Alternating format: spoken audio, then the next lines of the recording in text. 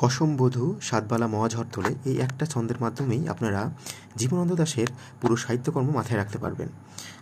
এ নিয়ে বিস্তারিত আমি আলোচনা করব আমার পুরো ভিডিওতেই। এবং পঞ্চপাণ্ডব কারা এবং তাদের কেন পঞ্চপাণ্ডব বলা হয় তা জানতে ভিডিওটি শেষ পর্যন্ত দেখুন। আমি ভিডিওর শেষে এ নিয়ে বিস্তারিত আলোচনা করব। তো চাকরি প্রত্যাশী ভাই বোনেরা, আসসালামু আলাইকুম। আজ আপনাদের সামনে আমি হাজির হয়েছি নতুন একটি ভিডিও নিয়ে। আজকের আমাদের টপিক জীবনানন্দ দাশ। 1899 সালে বরিশালের এক ব্রাহ্ম পরিবারে জন্মগ্রহণ করেন। তার ডাকনাম ছিল মিলু। আমি বলে রাখি, বাংলা সাহিত্যের আরও একজন বিখ্যাত সাহিত্যিক 1899 সালে জন্মগ্রহণ করেন এবং এটা খুবই ইম্পর্টেন্ট, অনেক পরীক্ষায় এসেছে। তো আপনারা কমেন্ট সেকশনে জানাবেন যে সেই বিখ্যাত সাহিত্যিক কে হইতে পারে। আমি ভিডিওর শেষে এর উত্তর জানিয়ে দেব। আরেকটা কথা বলে রাখি যে আমি মূলত যেসব হাইলাইট করে রেখেছি পরীক্ষায় আসার মতো ইম্পর্টেন্ট সেগুলোই। এর মধ্যে কিছু কিছু হাইলাইট হয়তো বা পড়তে হবে না, তা আমি বলে দেবো। যেমন এখানে গাঁওগ্রাম, এটা অতটা ইম্পর্টেন্ট না, তবুও আপনারা দেখে রাখতে পারেন। আর জীবনানন্দ দাশের মাও ছিলেন একজন কবি, মহিলা কবি। তার নাম হচ্ছে কুসুম কুমারী দাস। কুসুম কুমারী দাস নিয়ে আমরা ছোটোবেলায় কিছু কবিতা পড়েছি। তার মধ্যে একটি বিখ্যাত কবিতা আমাদের সবারই পড়া আছে।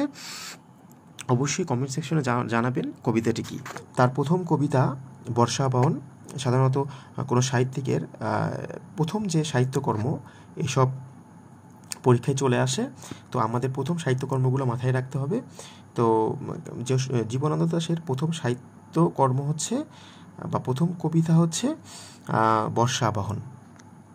তিনি দৈনিক স্বরাজ পত্রিকার সাহিত্য বিভাগের সম্পাদক ছিলেন। এটা অতটা ইম্পর্টেন্ট না। এখানে ইম্পর্টেন্ট হচ্ছে দেশবন্ধু চিত্তরঞ্জন দাশের মৃত্যুতে তিনি দেশবন্ধু পুরাণ নামে একটি কবিতা লেখেন, যেটি বঙ্গবাণী পত্রিকায় প্রকাশিত হয়। এটা আমাদের মাথায় রাখতে হবে। তার মৃত্যুসাল অতটা ইম্পর্টেন্ট না, তবে জেনে রাখতে পারেন যে বালিগঞ্জে ট্রামের নিচে পড়ে তিনি আহত হন। এরপর শম্ভুগঞ্জ পণ্ডিত হাসপাতালে মারা যান।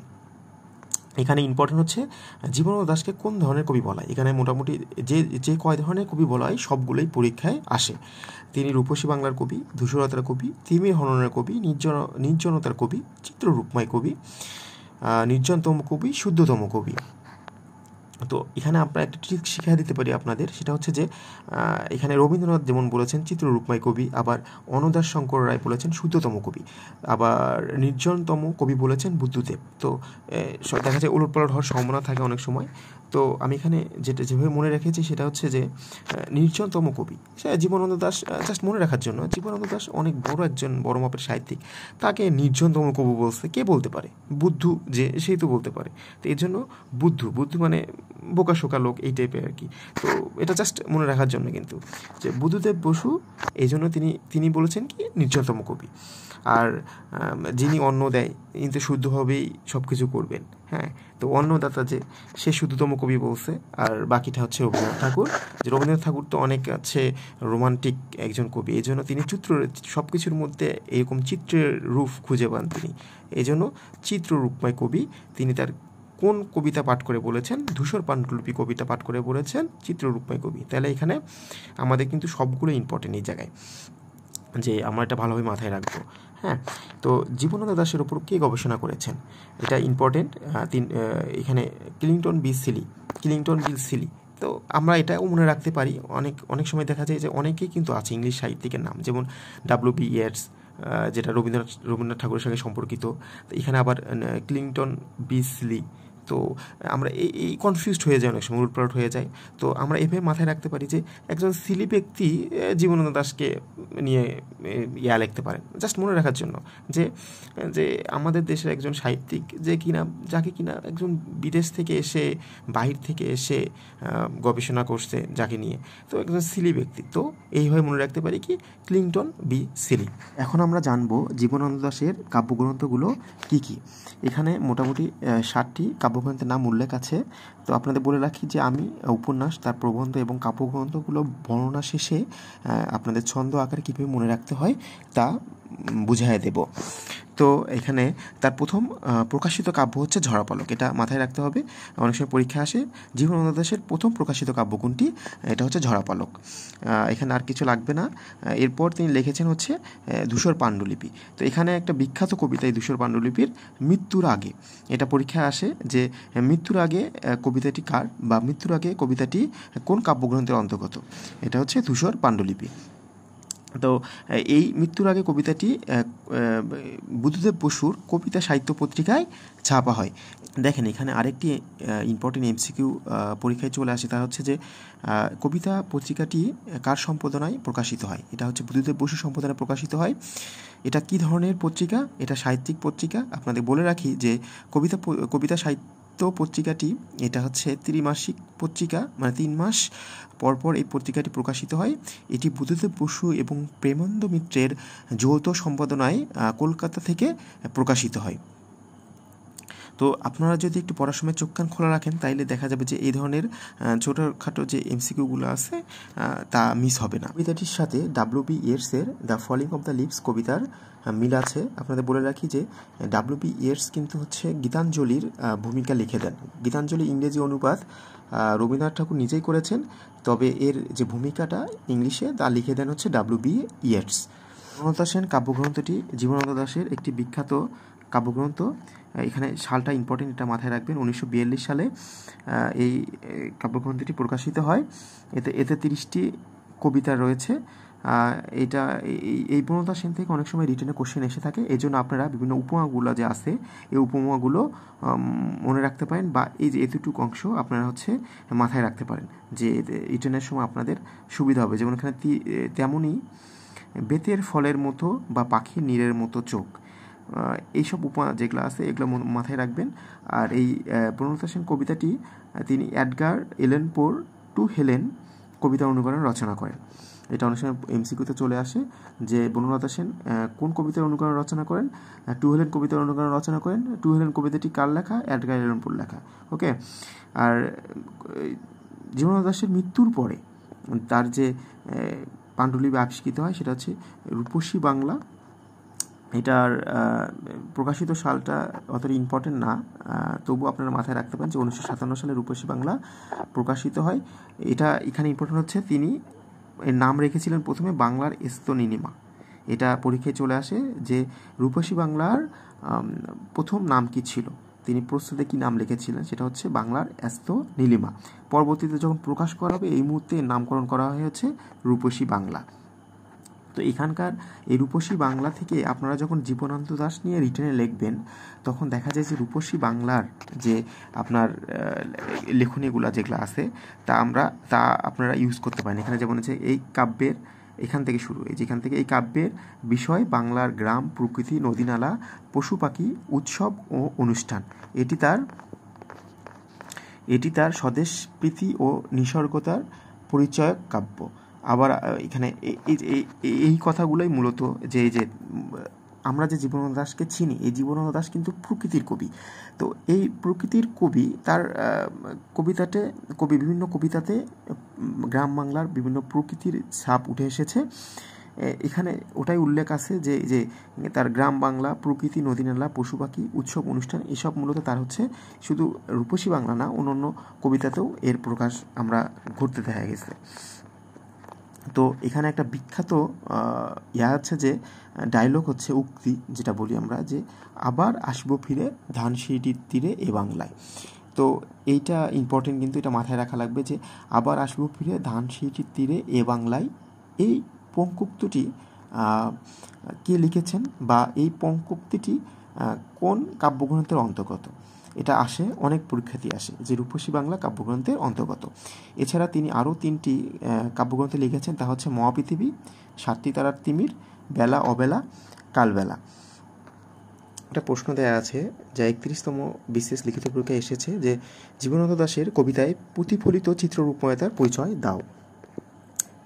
তো এই যে প্রশ্নটা এটা আপনারা নিজের মতো করে অবশ্যই লিখবেন, তবে যেখানে যে রবীন্দ্রনাথ ঠাকুরের যে ইয়াটা আছে আপনার তার চিঠিতে তিনি বলেছিলেন যে তোমার কবিতাগুলো পড়ে খুশি হয়েছি, তোমার লেখায় রস আছে, স্বকীয়তা আছে, তাকিয়ে দেখার আনন্দ আছে।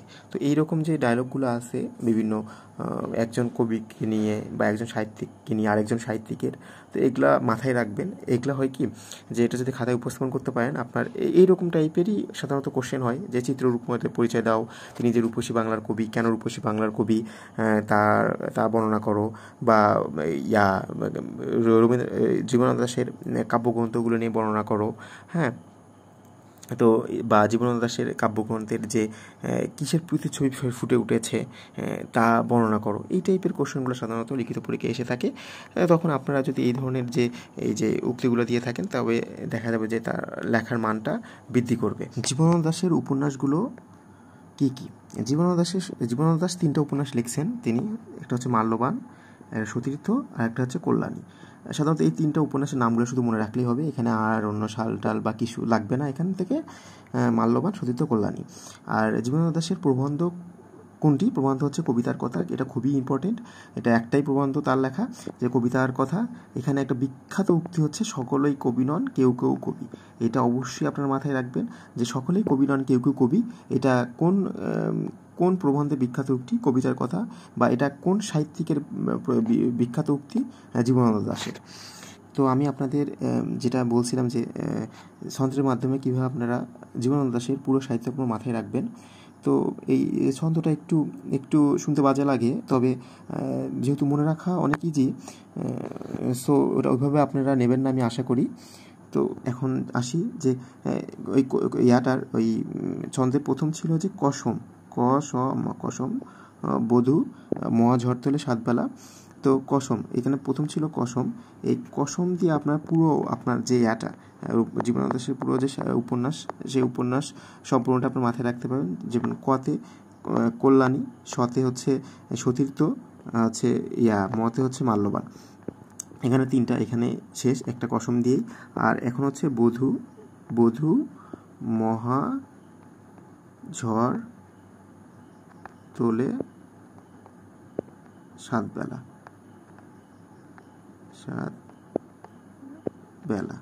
তো এখানে হচ্ছে দেখেন, বধূ হচ্ছে বতে বনলতা সেন, তারপর হচ্ছে ধতে হচ্ছে ধূসর পাণ্ডুলিপি, বধূ ধূসর পাণ্ডুলিপি।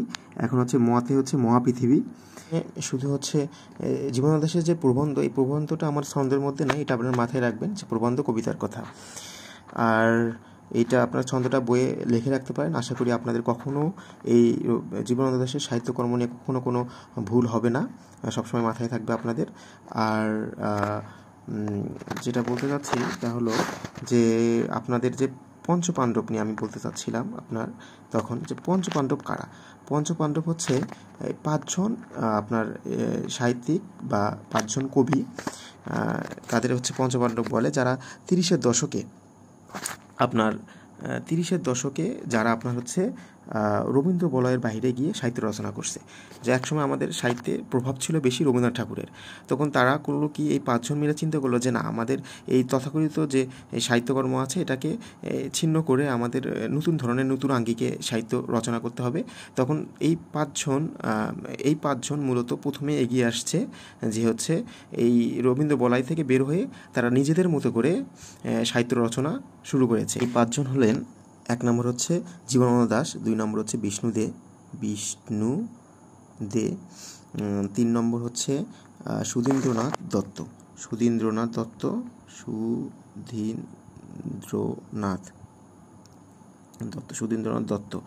4 নম্বর হচ্ছে অমিয় চক্রবর্তী। আর 5 নম্বর হচ্ছে বুদ্ধদেব বসু।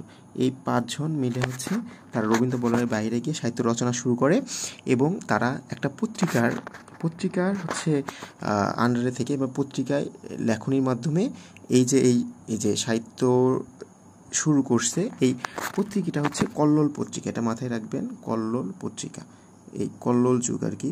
এই কল্লোল পত্রিকা প্রকাশিত হয় 1923 সালে। মোস্ট প্রবাবলি আপনারা তবুও এই কল্লোল পত্রিকার প্রকাশটা একটু দেখে নিন। তো কল্লোল পত্রিকার এই লেখনির মাধ্যমেই তারা রবীন্দ্র বলয়ের বাইরে গিয়ে নতুন ধরনের সাহিত্য রচনা শুরু করে আর কি।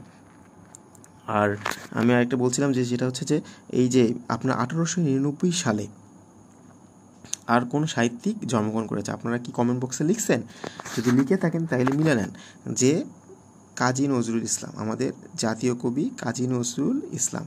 কাজী নজরুল ইসলামেরও আপনার হচ্ছে জন্মসাল হচ্ছে এই 1899। ঠিক আছে, ভিডিওটি ভালো লাগলে বা একটু যদি উপকৃত হয়ে থাকেন আপনারা এই ভিডিওটি দেখে, তাহলে অবশ্যই একটু সময় নষ্ট করে আপনারা চ্যানেলটি সাবস্ক্রাইব করবেন। আপনাদের এই ধরনের একটু সময়ে আমাদের অনেক বড় ইন্সপিরেশন দেয়। তো অবশ্যই পাশাপাশি ভিডিওটিতে লাইক দেবেন, পারলে শেয়ার করবেন যাতে আপনার বন্ধুবান্ধব এই ভিডিও থেকে উপকৃত হয়। আজ এই পর্যন্তই, আবার সামনে কোনো ভিডিওতে দেখা হবে ইনশাল্লাহ। আসসালামু আলাইকুম।